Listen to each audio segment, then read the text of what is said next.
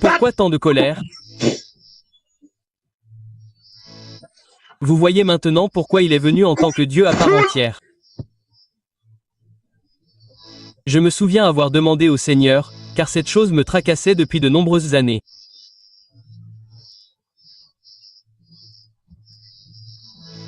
J'ai donc demandé au Seigneur avant de m'endormir.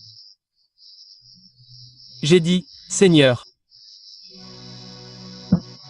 la Trinité s'est-elle divisée ce jour-là pour la première fois? Divisée. La Trinité de Dieu s'est divisée. Nous nous sommes donc retrouvés avec 2 et 1. La Trinité s'est-elle divisée ce jour-là? Ô mon Seigneur! Il est revenu dans le rêve pour demander par la voix. Lui-même maintenant. Et il a dit, non, la Trinité ne s'est pas divisée. Elle ne peut jamais se diviser. Vous pouvez donc imaginer ce qui était suspendu à la croix.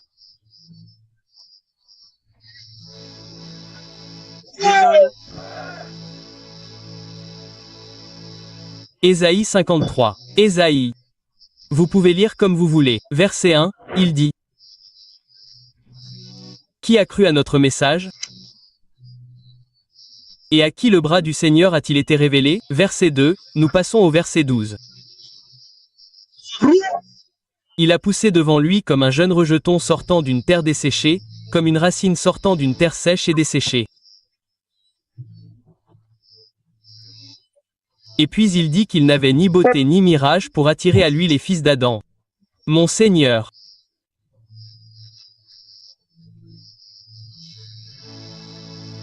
Les fils de la chute.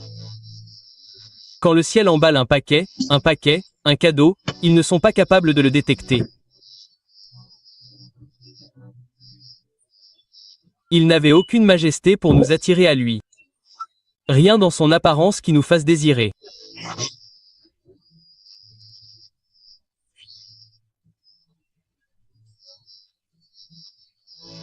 Il était méprisé et rejeté par l'humanité. Un homme de douleur et de souffrance, familier de la douleur, comme quelqu'un dont on devrait détourner le visage. Il était méprisé et nous ne l'avons pas estimé. Donc, en d'autres termes, ce qu'il dit est ceci. Il dit qu'il est venu en tant que Dieu trinitaire, la Trinité de Dieu. Et quand il est venu pour vous racheter, ils l'ont choyé avec des métaux et des bâtons jusqu'à ce qu'il ne ressemble plus à un être humain. Il ressemblait à un animal sur cette croix.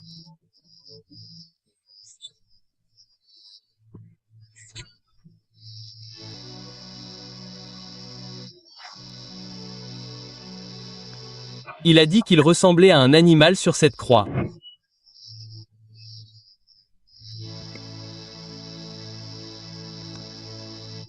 Il dit au verset 4. Il a certainement pris nos douleurs et il s'est chargé de nos souffrances. Et pourtant nous l'avons considéré comme puni par Dieu, frappé par lui et affligé par Yahvé.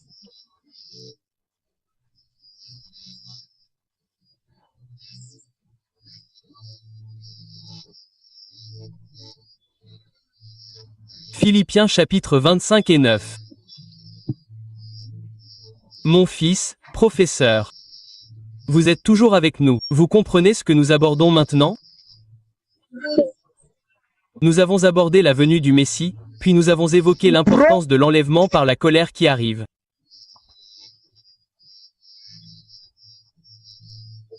Mais lorsque nous avons examiné l'ampleur de la colère qui va dévaster totalement la terre entière, nous nous sommes demandé pourquoi une telle ampleur de colère, pourquoi Dieu devrait-il libérer une telle quantité de feu? Et nous avons ensuite écrit un petit titre. Pourquoi le feu? Pourquoi la colère? Pourquoi cette colère? Mais maintenant, il le dit à cause du prix du salut.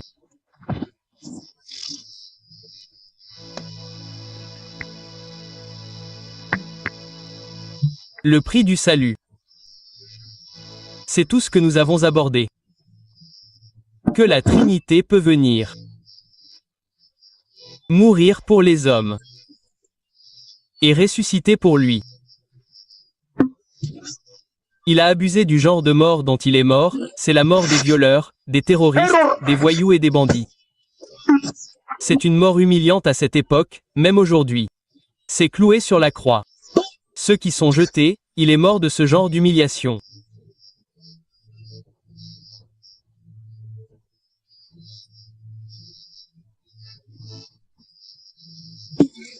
Ce sont les terroristes.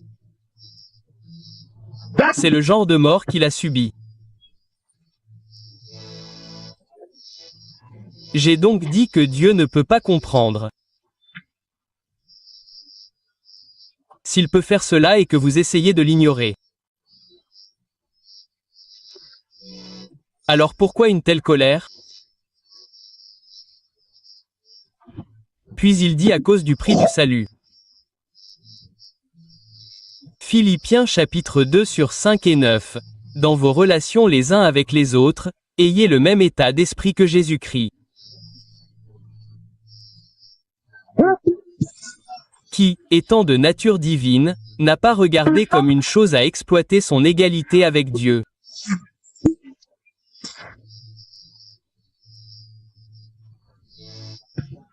Mais s'est dépouillé lui-même, en prenant une nature de serviteur, en devenant semblable aux hommes.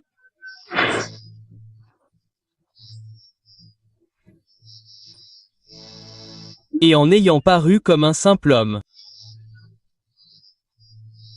Il s'est humilié lui-même, se rendant obéissant jusqu'à la mort.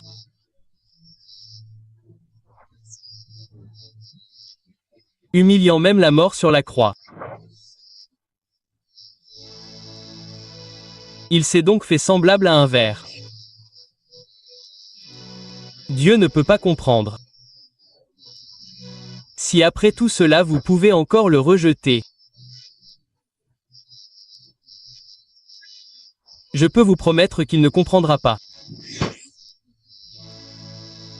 Il ne comprendra pas. Le prix du salut. C'est pourquoi la colère doit être aussi forte. Regardons Matthieu 24h36. Comment il a pris certains attributs de Dieu et les a ensuite restreints pour vous.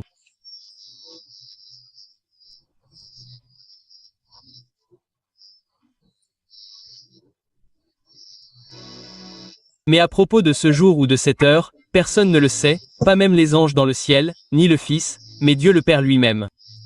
Vous pouvez imaginer qu'il connaît tout de Dieu, mais pour vous, il a pris certains attributs de Dieu et les a restreints afin qu'il puisse entrer dans votre forme, aller mourir pour vous et vous délivrer.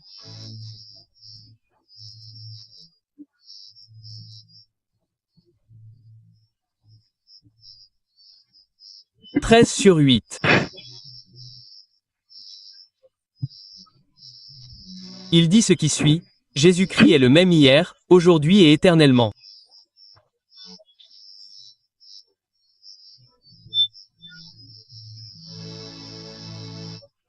Et pourtant, dans Matthieu 14h33.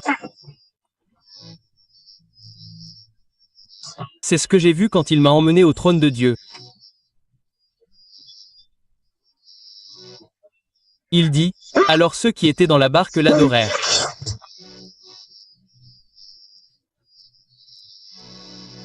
Vraiment, tu es le Fils de Dieu. Il y a un sous-titre ici. Quel est le sous-titre? Pourquoi disent-ils qu'il est certainement le Fils de Dieu? Qu'ont-ils fait à la barque dans la mer? Vérifiez dans votre Bible. Vous n'avez pas la Bible. C'est vrai. Il a pris la main comme ça. Il l'a arrêté. Et il dit qu'il a accepté l'adoration que le Père accepte.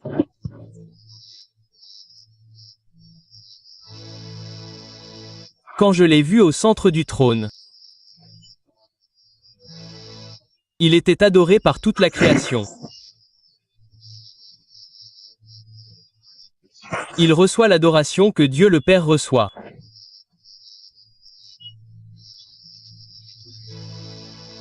C'est donc la forme qui est venue et est morte pour vous. C'est pourquoi la colère doit être à la hauteur. Elle doit être à la hauteur.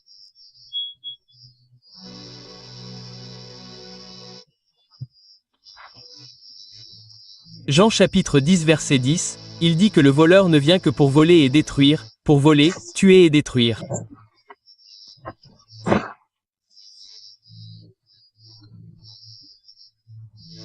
Moi, je suis venu afin que les hommes aient la vie, et qu'ils l'aient en abondance.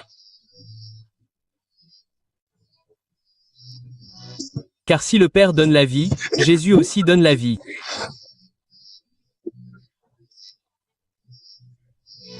Pourquoi cette colère énorme? À cause de cela, le prix du salut. Il est venu en tant que Dieu qui donne la vie. Et ô mon Seigneur, il est mort sur la croix avec toute la suprématie, la sainteté, l'autorité et la puissance, la supériorité.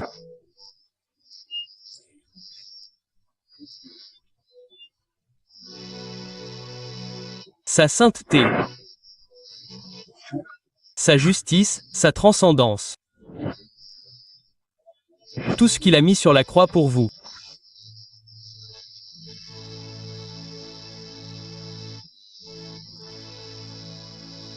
Colossiens chapitre 2 verset 9.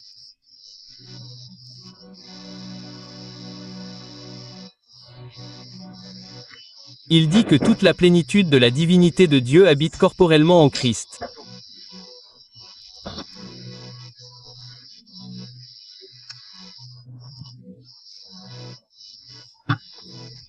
Il dit que Dieu le Père, Dieu le Fils et Dieu le Saint-Esprit, tous incarnés là, et soumis à l'humiliation. Comment peut-il comprendre? Si vous rejetez, alors, la partie suivante que je veux aborder étant donné cela maintenant, vous devriez être en mesure de comprendre pourquoi l'enlèvement est important. Si vous considérez la colère qui arrive,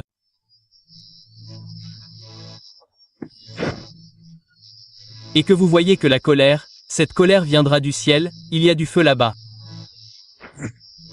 Aujourd'hui, je vais aborder un peu la grande tribulation, la tribulation, afin que vous puissiez comprendre l'importance de cela.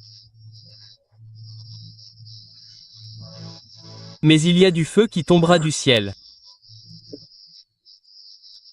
Les planètes entreront en collision. Vous pouvez voir l'implication de celui qui est assis ici et qui parle ici.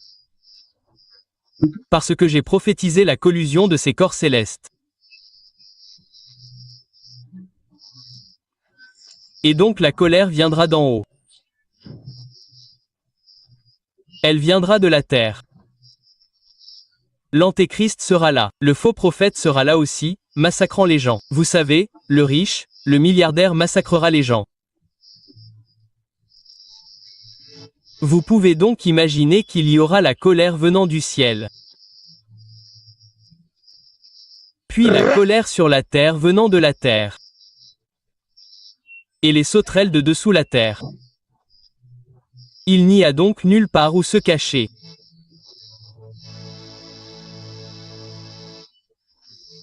Et Dieu doit donc éliminer l'Église avant ce moment-là. Regardons rapidement l'élimination de l'Église. 1 Thessaloniciens 5h10 à 11. 9 à 11 si vous voulez. Car Dieu ne nous a pas destinés à subir la colère, mais à recevoir le salut par notre Seigneur Jésus-Christ. Et donc il dit que, par la nature même de l'Église, vous n'êtes pas fait pour la colère. Je n'ai jamais entendu personne dire que je suis devenu chrétien parce que je le veux, je me prépare à cette colère. Apocalypse 3h10 il dit. Encore, puisque tu as gardé le commandement de la persévérance en moi, je te garderai aussi de l'heure de la tentation qui va venir sur le monde entier, pour éprouver les habitants de la terre.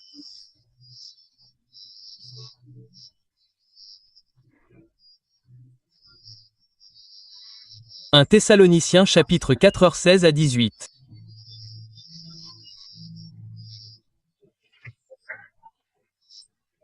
Il dit, car le Seigneur lui-même, avec un signal donné, à la voix d'un archange, et au son de la trompette de Dieu, descendra du ciel, et les morts en Christ ressusciteront premièrement.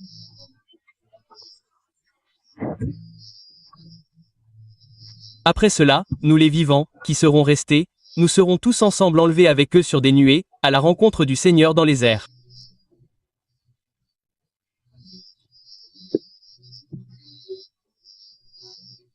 Et ainsi nous serons éternellement avec le Seigneur.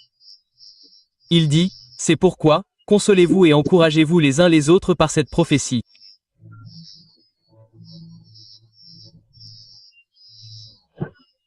Vous comprenez donc qu'il y a beaucoup de choses dont il a parlé là-bas, en prenant l'Église. Tout d'abord, il a dit que, par la nature même de l'Église, elle n'est pas censée se trouver là. Puis, il décrit maintenant le mécanisme du dévoilement du jour. Et chacun d'eux contient une instruction formidable. Nous l'avons dit maintes et maintes fois. Et il dit que lorsque vous regardez la cascade des événements du jour, il dit que l'un d'eux est la résurrection qui a lieu là-bas. Et l'autre est la glorification. Chacun d'eux est instructif pour l'Église. Mais si vous savez que ce corps mortel mourra un jour, il mourra, arrive à son terme. Vous aimerez vraiment ce jour et vous vous préparerez pour ce jour. Et il dit que si vous comprenez vraiment que ce monde n'est pas votre maison, mais que le royaume des cieux l'est,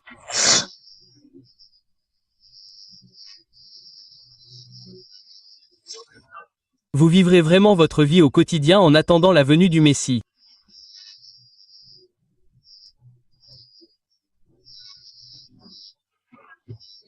Et il dit ici que tout cela devrait vous réconforter, peu importe la persécution pour la justice.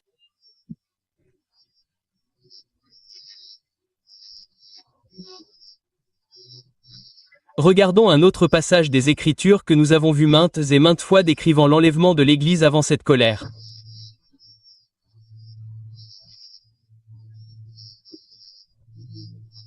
Dans le livre de Jean chapitre 14 1/3. Il dit ceci, que vos cœurs ne se troublent pas. Croyez en Dieu, croyez aussi en moi. Et puis il dit, dans la maison de mon Père, il appelle le ciel la maison du Père. Il y a beaucoup de demeures, beaucoup de demeures. Si cela n'était pas ainsi, je vous l'aurais dit, je vais vous préparer une place. Et lorsque je m'en serai allé, et que je vous aurai préparé une place, je reviendrai. Je reviendrai et vous prendrai, afin que là où je suis vous soyez avec moi. Je reviendrai et vous prendrai pour être avec moi, afin que là où je suis vous soyez aussi.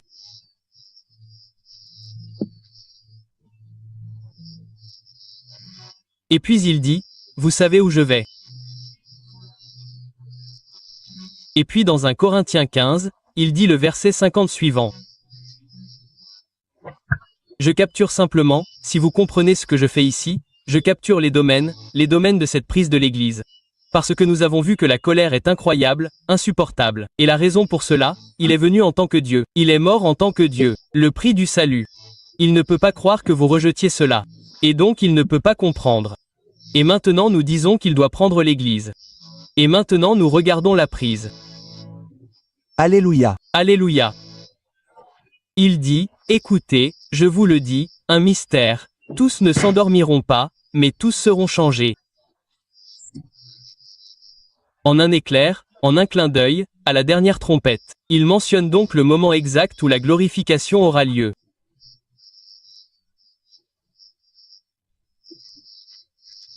Il dit, car la trompette sonnera, et les morts ressusciteront incorruptibles, et nous serons changés.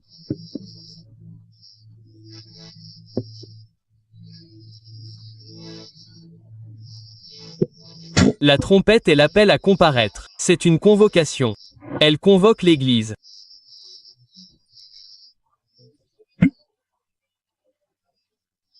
Car il faut que ce corps corruptible revête l'incorruptibilité, et que ce corps mortel revête l'immortalité. Or, la parole qui est écrite, il arrive à la mort, il a été englouti dans la victoire.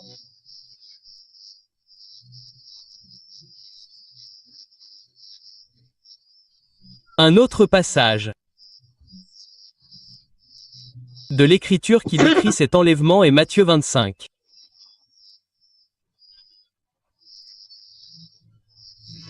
Et dans Matthieu 25, il décrit le jour où il viendra et il y aura deux églises.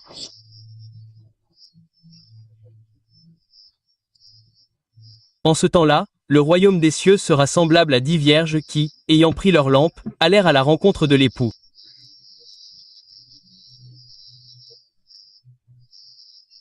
Cinq d'entre elles étaient folles et 5 étaient sages. Les folles prirent leurs lampes, mais elles ne prirent pas d'huile avec elles. Les sages, elles, prirent dans des vases de l'huile, avec leurs lampes.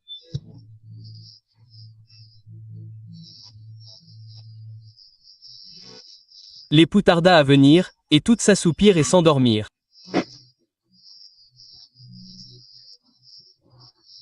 Au milieu de la nuit, on cria, « Voici l'époux, sortez à sa rencontre. »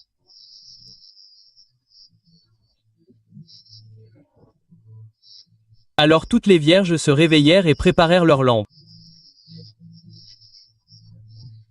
Les folles dirent aux sages, « Donnez-nous de votre huile, car nos lampes s'éteignent. » Elles répondirent qu'il n'y en aurait peut-être pas assez pour nous et pour vous.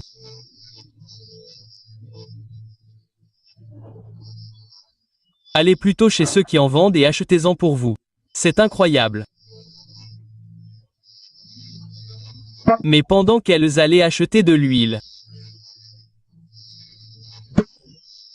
l'époux arriva, et les vierges qui étaient prêtes entrèrent avec lui dans la salle des noces, et la porte fut fermée.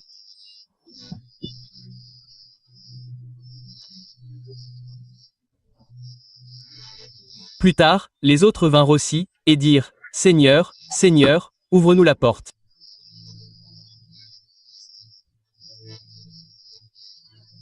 Mais il répondit, « En vérité, je vous le dis, je ne vous connais pas, je ne vous connais pas, je ne vous ai jamais connu. »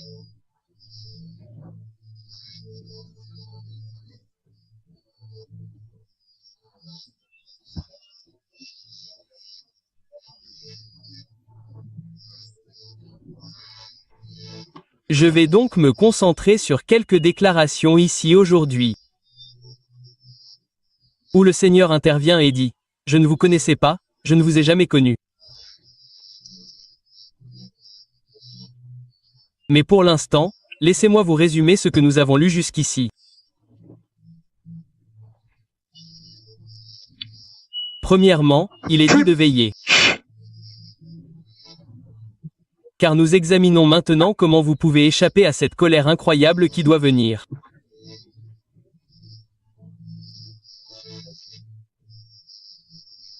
Nous avons vu que la colère est incroyable. Elle explose directement sur la terre. Et puis il dit maintenant que l'Église doit donc être enlevée.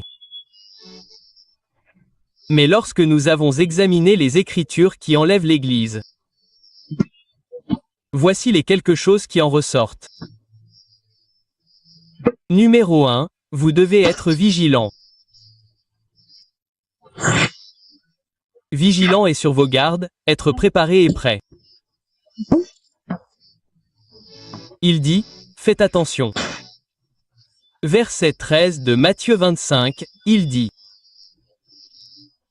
que vous devez veiller, rester vigilant, attentif.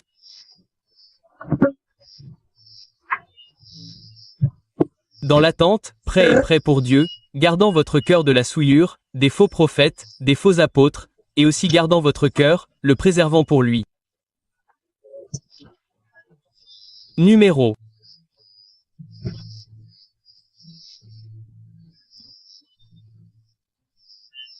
2. Outre la préparation, nous voyons qu'il parle de l'imminence du Maître.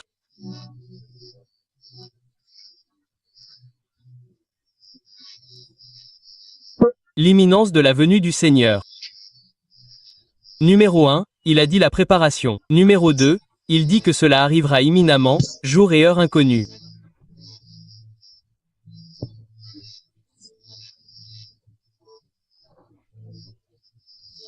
Numéro 3, ce que nous avons vu dans cet enlèvement de l'Église avant qu'il n'arrive. Professeur Bach, je vous vois très bien.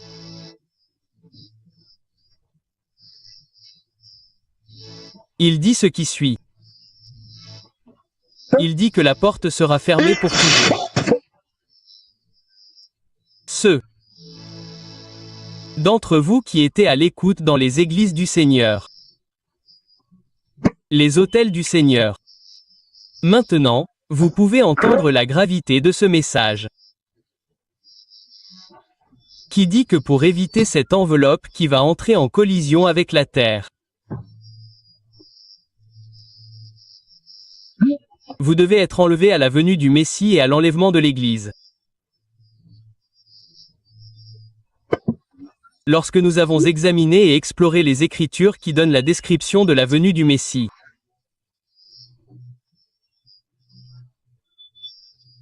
puis quelques petites choses sont apparues ici à propos de ce jour. Mais numéro 1, vous devez veiller. Et il dit numéro 2, l'imminence de la venue du Seigneur. Numéro 3, il dit qu'il y a une porte là qui est fermée pour toujours. Il y a une porte là qui doit être fermée. Pour toujours. Mon Seigneur, voici maintenant les instructions qui viennent de là. Qu'il y a une porte qui sera fermée. Et quand elle sera fermée, elle sera fermée pour toujours. Il dit. Et il y a un rejet qui se produit là. L'Église à la porte. Il dit qu'il y a une porte qui est fermée à jamais. Et il y a le dicton, loin de moi, je ne t'ai jamais connu. Pouvez-vous imaginer qu'il se réveillait tous les matins, s'agenouillait et priait au nom de Jésus?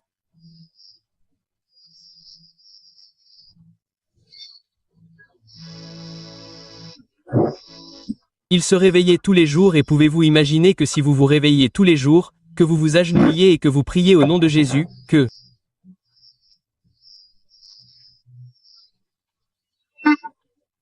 vous alliez au travail et que vous parliez de Jésus à vos collègues, et que vous vous teniez peut-être sur des estrades pour leur dire que Jésus est Seigneur.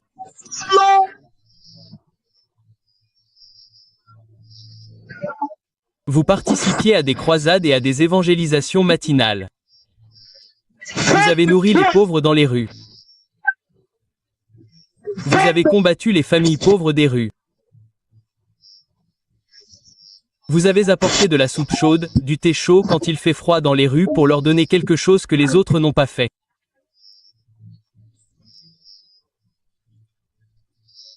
Vous êtes allés dans les hôpitaux et leur avez donné des vêtements. Vous leur avez donné des vestes chaudes, des pulls chauds dans les hôpitaux.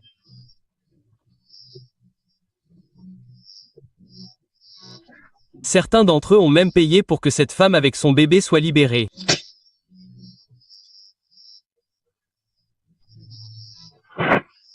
Et il dit que chaque jour, Vous n'alliez pas au bordel, mais vous alliez dans les rues pour prêcher.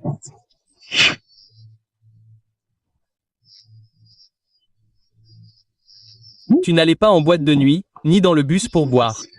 Tu distribuais simplement des tracts aux gens de temps en temps avec ton petit enfant au coin de la rue.